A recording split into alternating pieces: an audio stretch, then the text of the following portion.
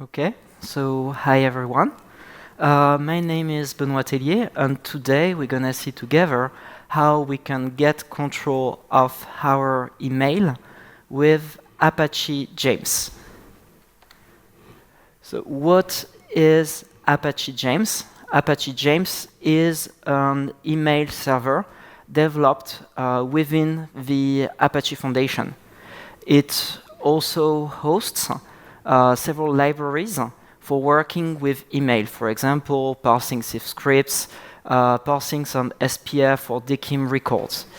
The inception year was in 2006. I did a little mistake on the slide, I'm sorry. And over the last year, we had 30 contributors and more than 2,000 commits. As part of Apache James, we ship some standard mail protocol like IMAP, SMTP, LMTP, POP3, managed CIV. So James is intended to be a highly customizable email server to offer you all the building blocks to be efficiently working with email. So I'm going to be covering in that talk all the mechanisms that allow us to achieve that target. So something that I'm very proud about is also that we participated in the specification of the JMAP protocol within the IETF. So JMAP is a new protocol for doing kind of IMAP things over HTTP and JSON. I'm not going to speak about it today, but this might be relevant for giving a bit of context about the project. But the reason why I started working on James is because everything is based on APIs, and especially storage APIs, and we can easily implement these APIs with the technologies we wanted. And one target of the PMC is to provide a highly distributed email server that overcomes the classic limitations of a sharded email server. So we did that by implementing a mailbox and all the storage API that James relies on with distributed technologies like Cassandra, object storage, Elasticsearch, and RabbitMQ. Basically, that is for context around the project. So let's look a bit inside the guts of Apache James. So we got protocol. So James provides various protocol libraries that are agnostic, so taking text in and text out, and interacting with internal APIs of the Apache James server. So I receive an email, it goes through the SMTP layer, then we get it in the mail queue. The mail spooler will get the mail out of the mail queue and apply mail processing to it. After that, depending on the outcome of the mail processing pipeline, we will apply an action to it, which could be, for example, local deliveries, which will store it into the user mailbox, or, for example, remote delivery, which will send it to another mail server. And then, after that, another set of protocol will be interacting with the user mailbox. So, for example, the IMAP service or the JMAP service to allow the user reading his emails. So the first thing that we have in James is that we've got a completely configurable and, I hope, understandable definition of the mail processing. So this is done through the Mailet API. So there's basically two entities when we are writing components for the mail processing in James.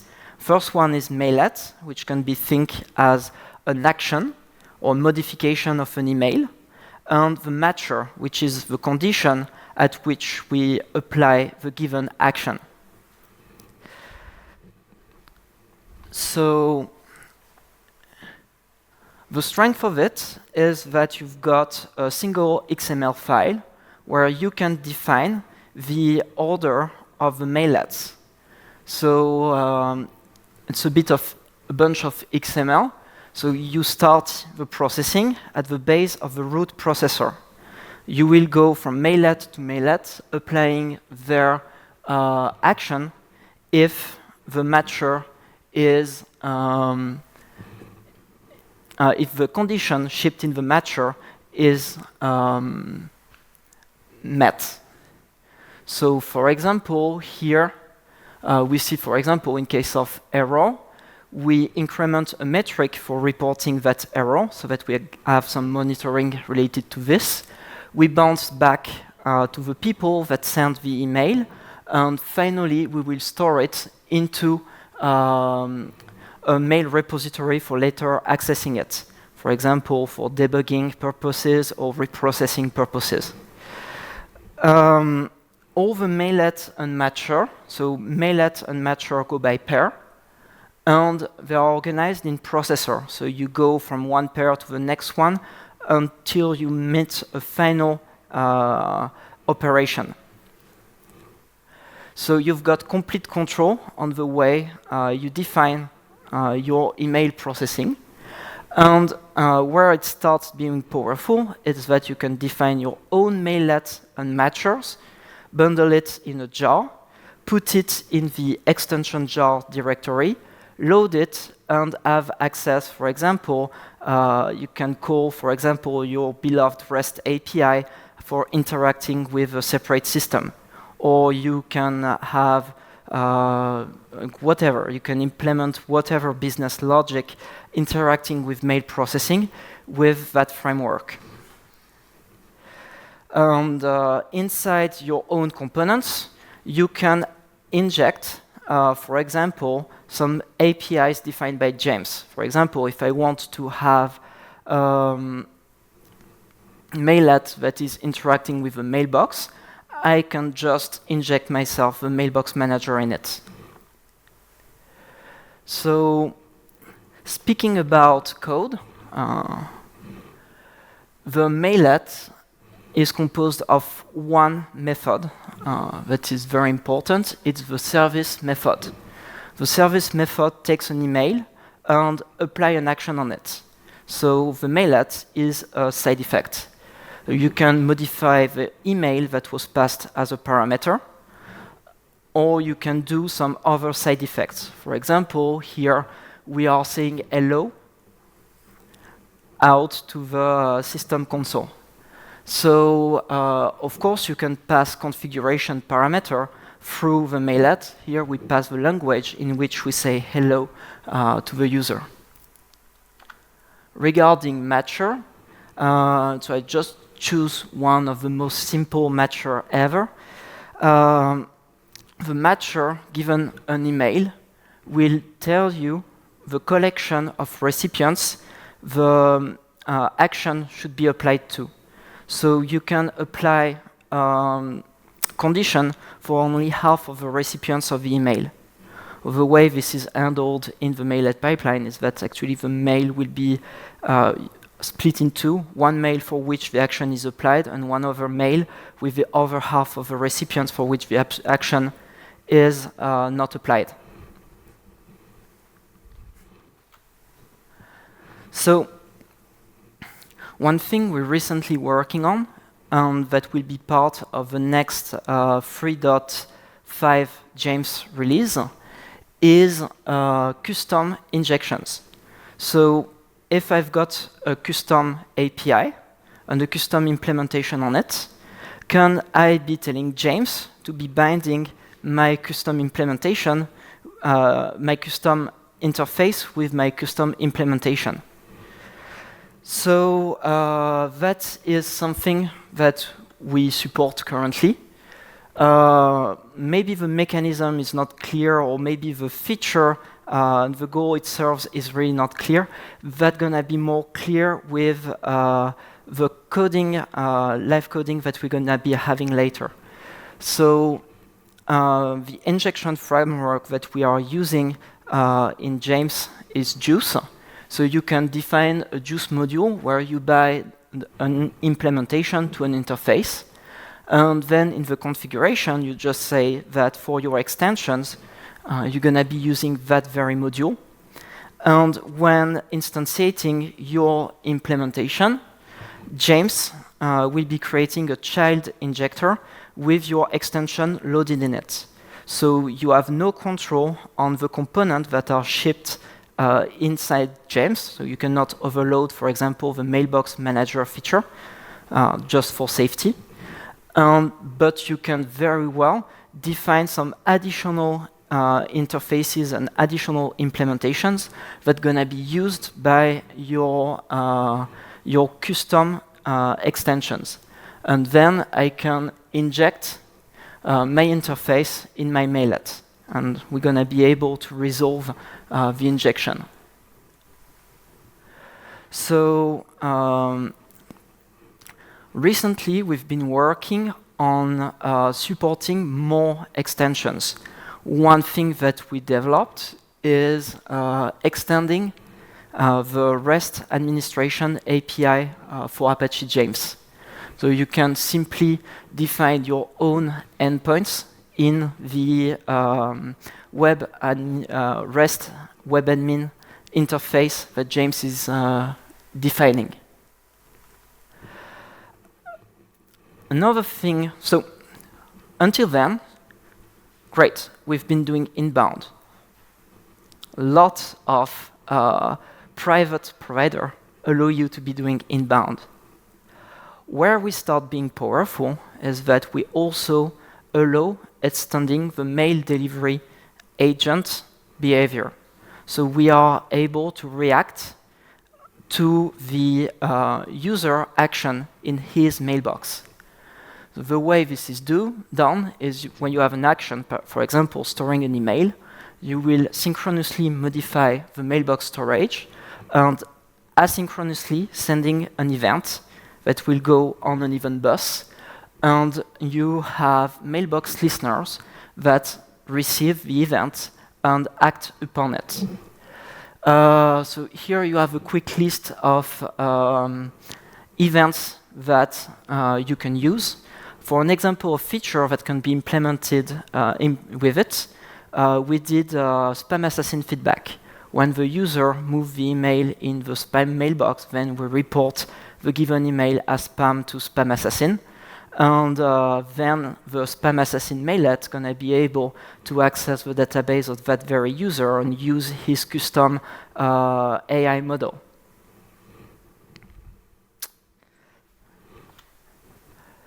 And there is much more APIs waiting for custom implementation.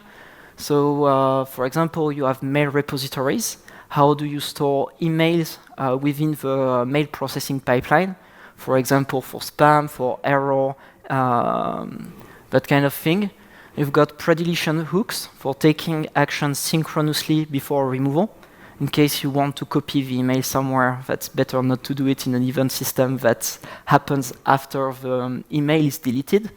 You have protocol hooks that allow you to define behaviors and extend the set of commands used by, for example, the SMTP and the POP3 protocol.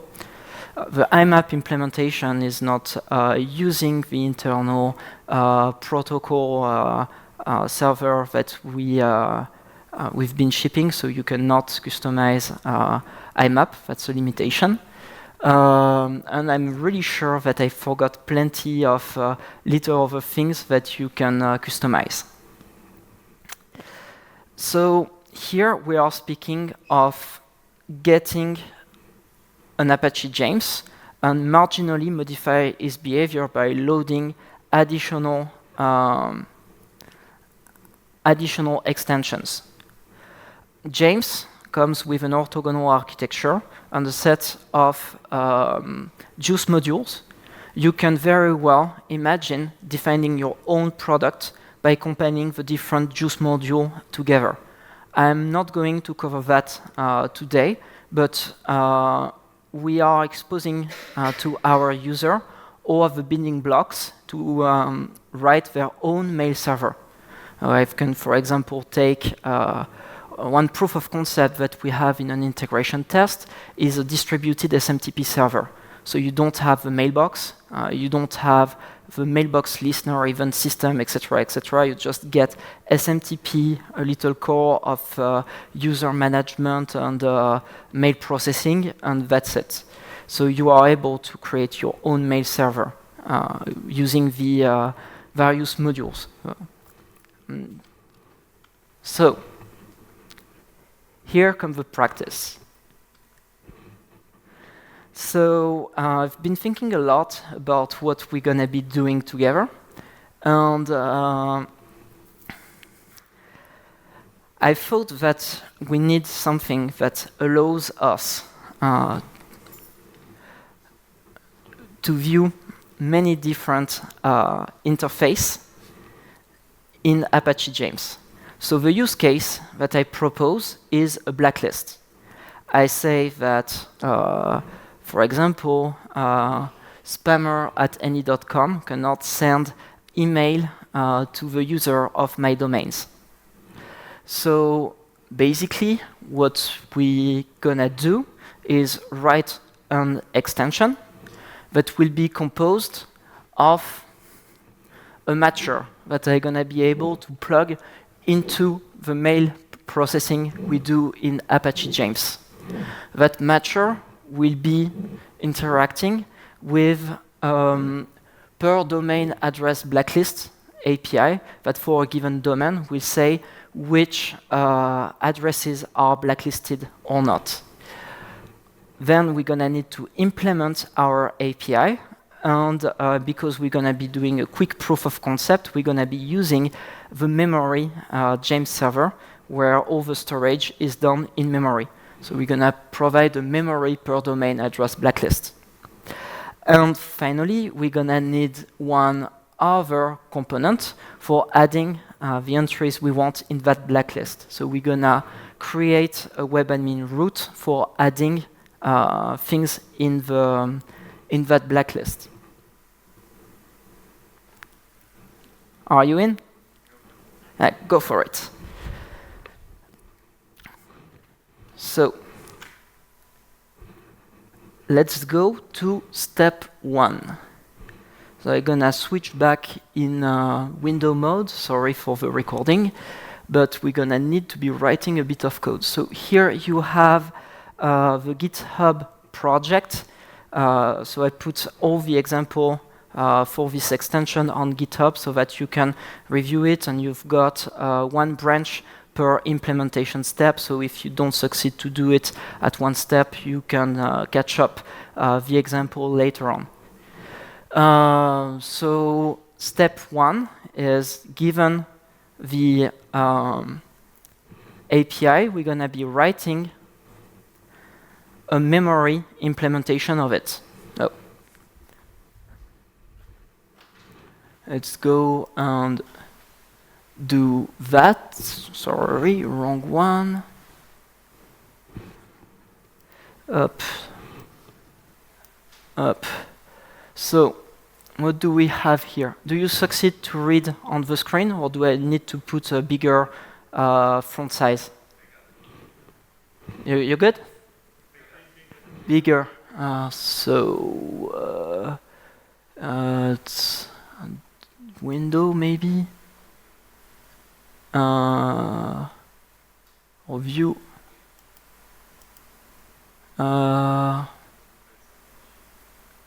Sorry, I'm gonna need to be looking a bit at my screen setting. I'm gonna clone the screen so that it's gonna be easier for me. Okay, so up, view, and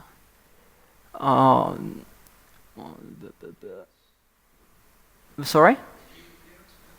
View, appearance,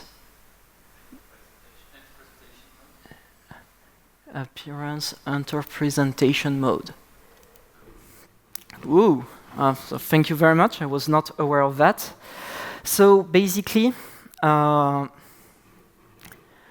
we're going to need an interface that, given a domain and an address, we reference the address as blacklisted, we unreference the address as blacklisted, and so on and so on.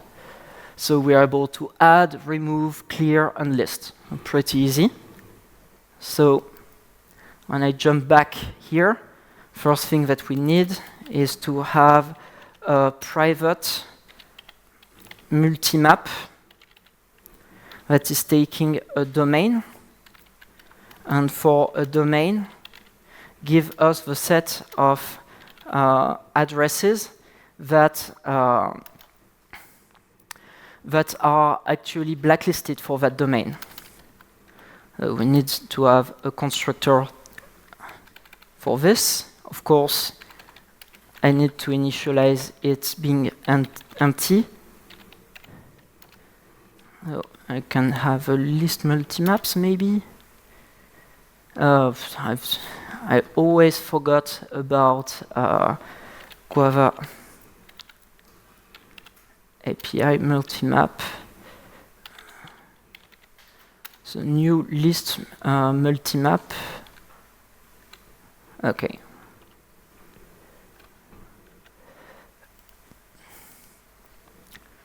Basically,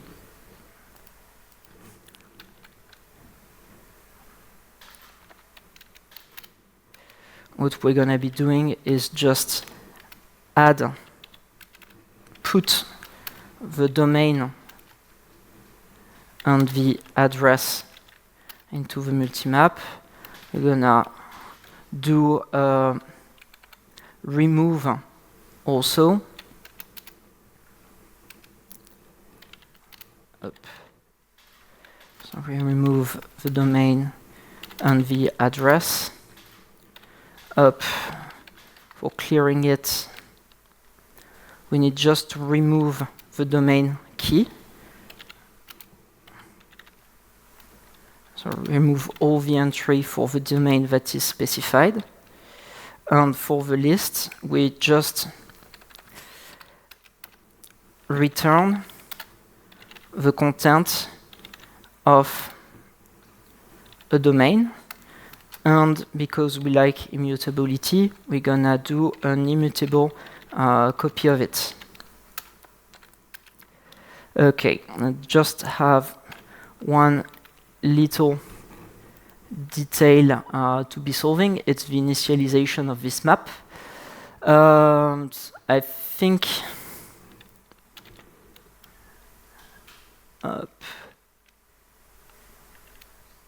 this multimap, and what is it taking as a map of domain? So we're gonna be passing it an immutable map that is empty. It's taking supplier. So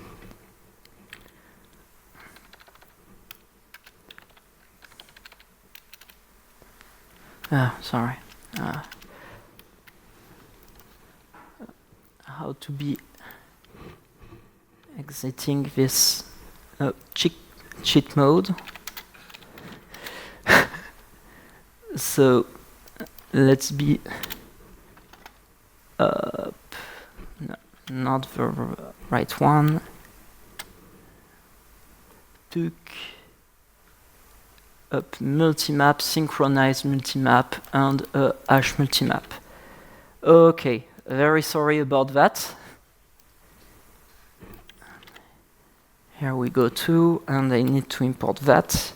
And then I can switch to my test that I can run.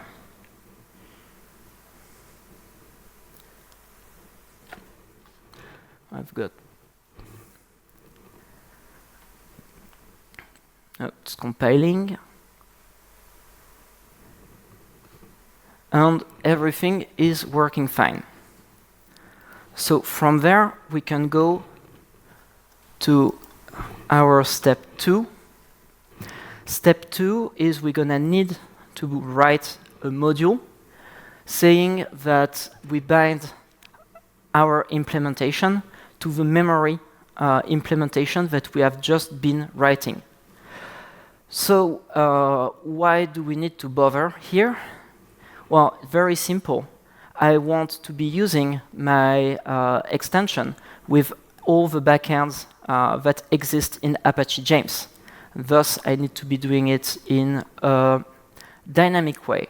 So basically, I want to be able to have the GPA implementation of it and a Cassandra implementation of it, and just choose the backend that I actually use for the extensions. So that's why we need a generic binding for that. So how do we do that? We go in the memory blacklist module, and we'll just define the bindings for juice that we need. So we're going to be binding the memory per domain blacklist as a singleton. We do that because, of course, we need to have a single instance because it's in memory. And then we just say that we bind the per domain address blacklist to the memory address blacklist implementation. So from there, I'm going to be able to say in my configuration to James to be relying on this module for resolving the per domain address blacklist class.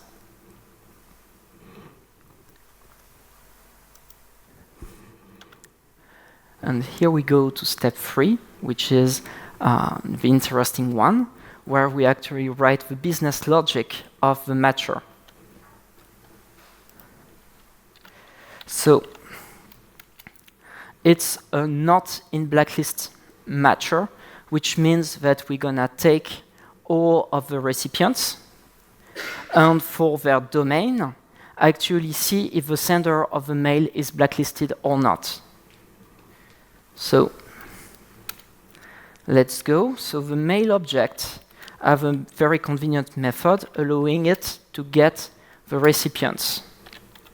I'm going to stream the recipients, and I'm going to filter the recipients.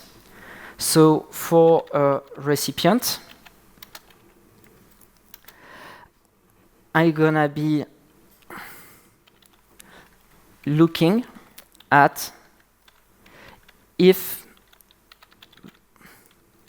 the sender is blacklisted.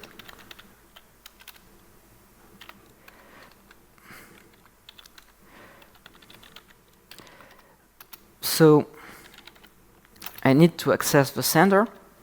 So I can, of course, do that by the get sender. Here we have a little design and a legacy API concern. It's that in SMTP, you can very well specify a sender that is null. So you just have double bracket and nothing inside. You know that null is the root of all evil, the billion-dollar mistake, and we did that here. So we never knew when interacting with an email address if it was possible to get the null sender case. So basically, we just typed it. So that's why we get the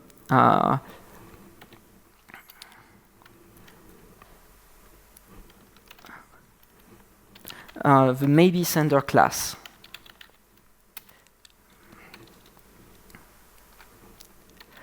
So first thing is, if the maybe sender is not here, then I can return directly.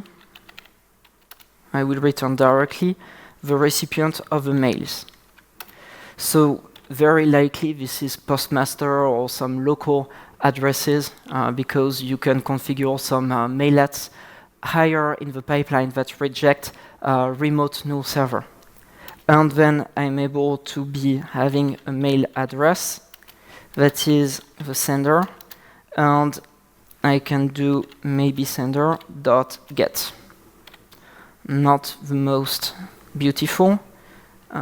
Up, and I will create a method that take a recipient and the sender.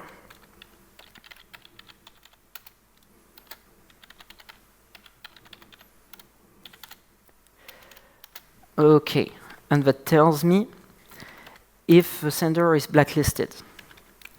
At that point, I will need to have access to my per domain address blacklist.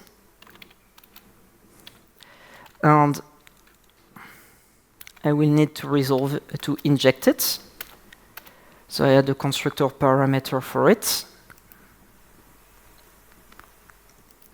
And I'm gonna inject it simply like that.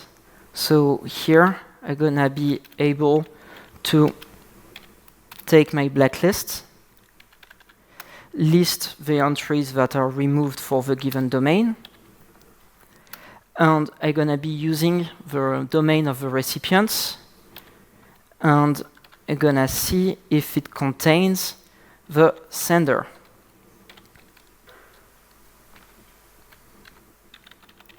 Maybe not the most optimized implementation, but let's keep things simple. So now I've got my recipients, and I want to keep the ones that are not blacklisted. Then from there, I collect them.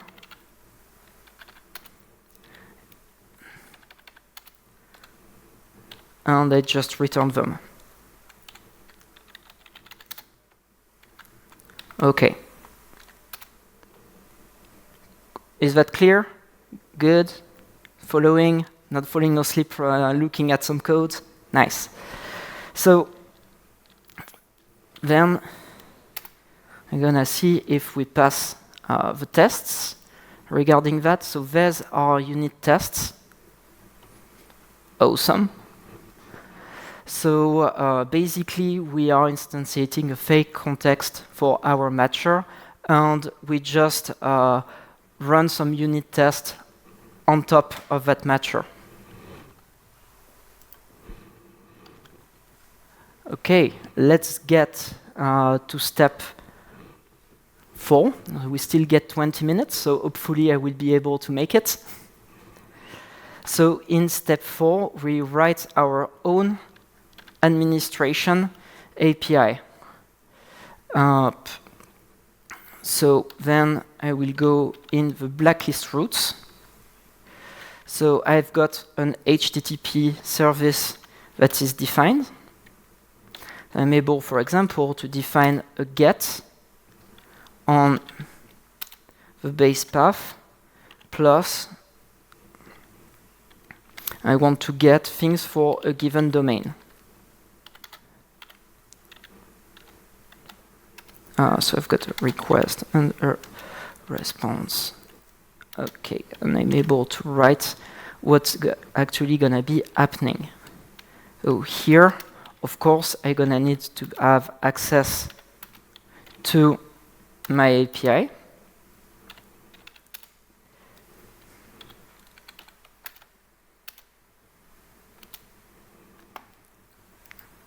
That I can inject.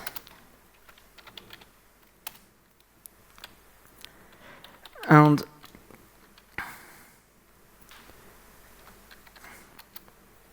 in there I'm gonna be able to get the request, and I'm gonna get the domain parameter. So I need to have a domain out of it.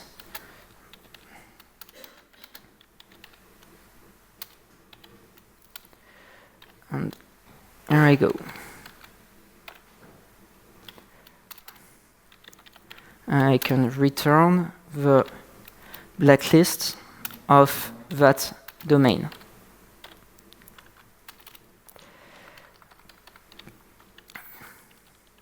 What else do you need? We need to be able to put some things in our blacklist. So I'm gonna put a domain and a blacklisted recipient.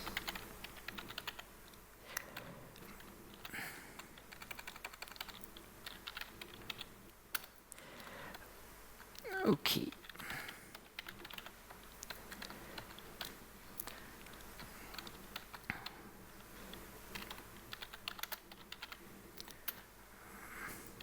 So I can get the params of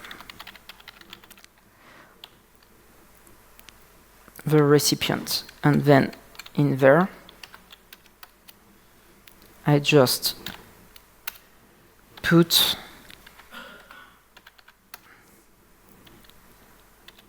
the recipient into the blacklist and return nothing. Sorry if this is a bit dirty, but I'm coping with a time schedule in here. Okay, so let's see if we pass the tests. So I did not implement some of the functionalities. Okay, so I think that. So I did not implement delete. I did not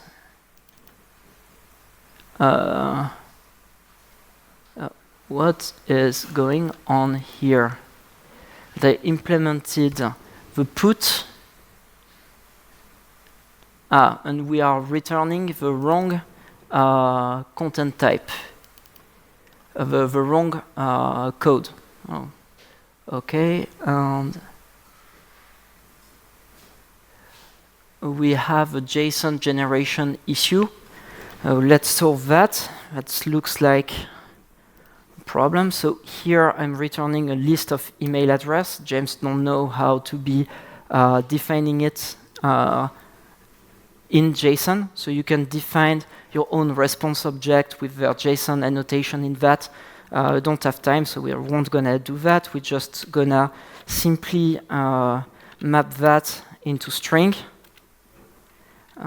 So we're going to be using the as string, and we're going to collect that into a list. That should be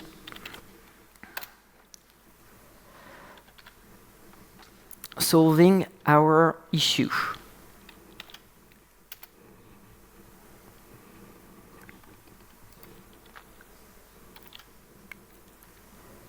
Oh, here we go.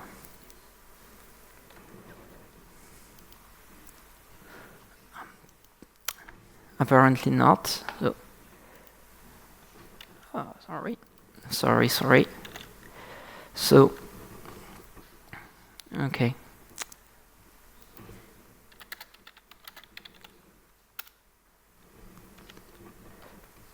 Oop. The other one. I'm sorry, I'm using always buttons when I'm coding, so I must be hopeful to be following that. Let's switch back to the test. If I don't succeed to solve it that time, then I'm gonna just copy and paste some stuff. Okay, we just have the status code being wrong. I'm not gonna fix that. I don't think that it is essential. So let's switch to the next step of our awesome live coding, which is configuring it inside James. So for that, I'm gonna be cheating a bit because I've got a configuration.save somewhere. But I'm gonna explain you the various parts of the configuration because that's what is important to us. So it's way too small. Sorry, I keep switching windows all the time. Don't know how to be exiting that presentation mode. Up. Appearance up. Exit presentation mode. Cool. We still keep the big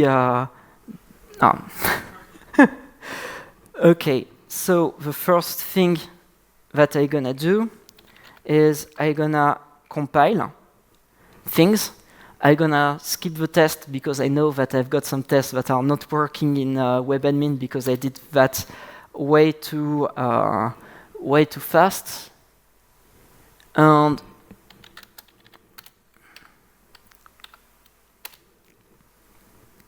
if I run that in the root of a project, that's gonna be better.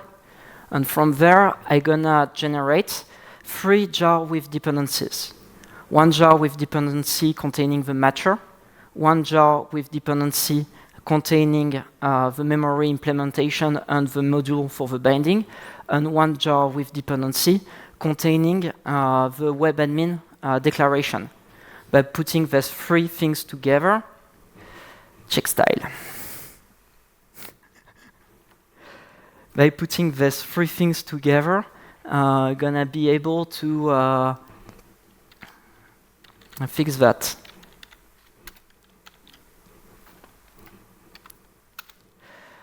So let's look at the configuration.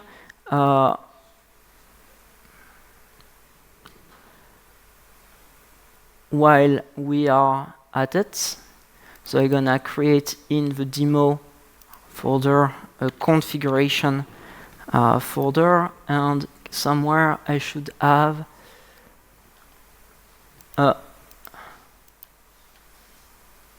conf.save. I don't have it. Sorry. Oh. I'm gonna be switching to the branch that is not done in a hurry. So I ask you for forbidding me about that. And let's be switching to the branch that is working. So I've got here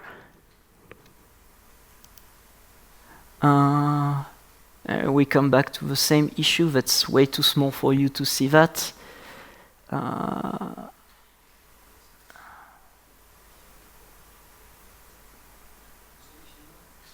In window, view.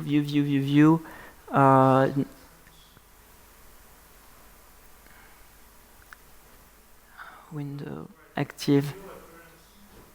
Okay, view appearance. But I don't have access to the sidebar if I'm in presentation mode. Alt.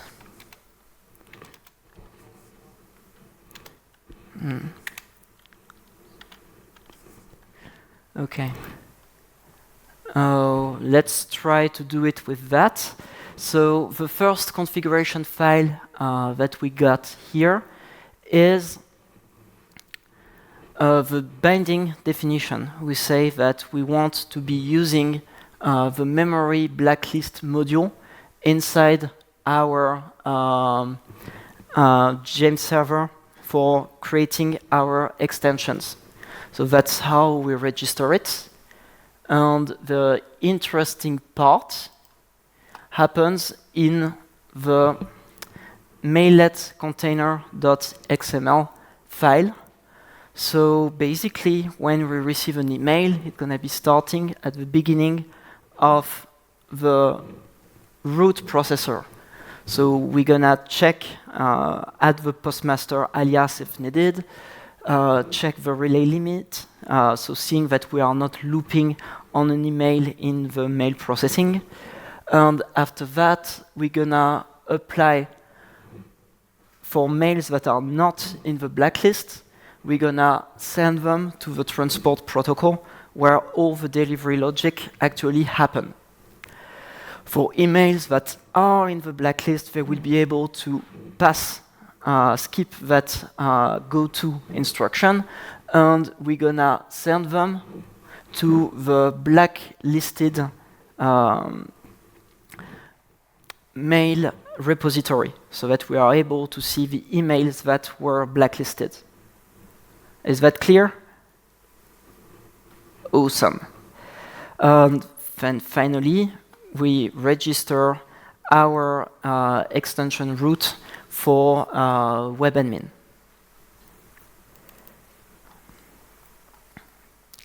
So we're gonna use we remain 5 minutes of presentation. So let's try to do that. So I'm gonna start.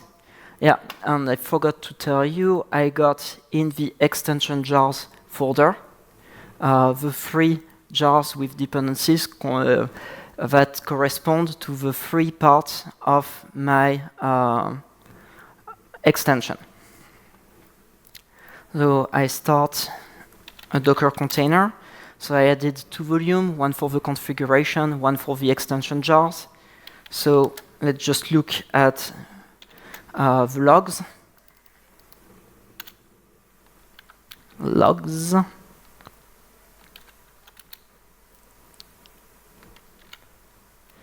I'm not in the demo folder. So of course I don't have my configuration. If I go in the demo folder and relaunch that, and I look at the logs, I see you. I've got everything that is started normally. So from there, I'm gonna be adding a domain. So I'm gonna be managing the domain.tld domain. I'm gonna be adding a user through the CLI, and I'm gonna put someone in the blacklist. So sender at spammer.com will go in the blacklist. And then if I look at the blacklist content,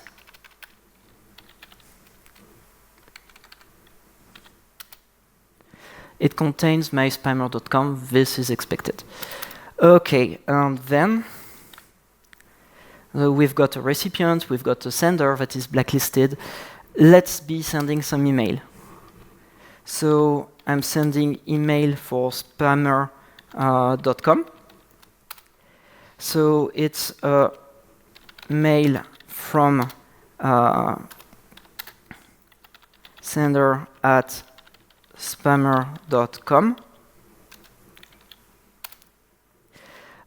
I'm sending it to the recipient at domain.tld.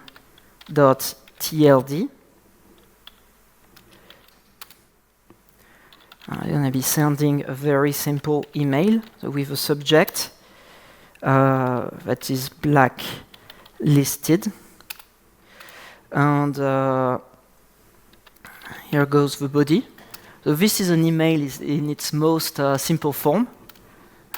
And let's send it. So the data is received. I can quit, and I will be sending another email from spammer.com. But this time, that will be a mail from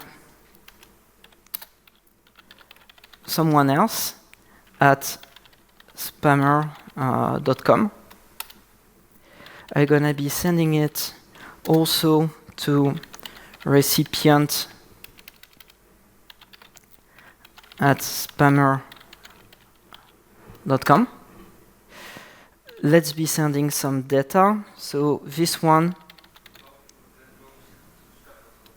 no recipients relaying denied. So I'm stupid. I'm very sorry. I'm gonna quit that SMTP session and start again and put the right domain. So it's because we've got SMTP hook that is rejecting recipients for non-local sender. So some security against relaying. So let's go again. So I send from spammer.com. It's a mail from another at spammer.com. Up, I'm writing it this time to recipient at domain.tld. Up, this time it's valid. I'm sending some data. So in the subject, this mail should not be blocked. And it contains some data. Poof, here we go. So now, let's first check the blacklisted mail repository. We see that we have one email in the mail repository. So I'm sorry I'm a bit late for the presentation, so I just need 1 more minute to be doing a telnet exchange. So we're going to check the mails for recipients at domain.trd. So I log in, I select the inbox, and I fetch the headers, and I see that I've got the not blocked message. So here we are for the live coding. We did the showtime. Maybe not with what I just developed, but that's supposed to be very close. I'm sorry, that's the first time I do some live coding, so that's a bunch of pressure. If you've got any question, I can answer it during the few time until the next speaker come, I guess. Otherwise, don't hesitate to ask me anything you want about Apache James. I will be here this afternoon, but I will not be able to be here tomorrow. Yeah? Also, people can ask questions on the James. Anytime. Yeah, we're answering.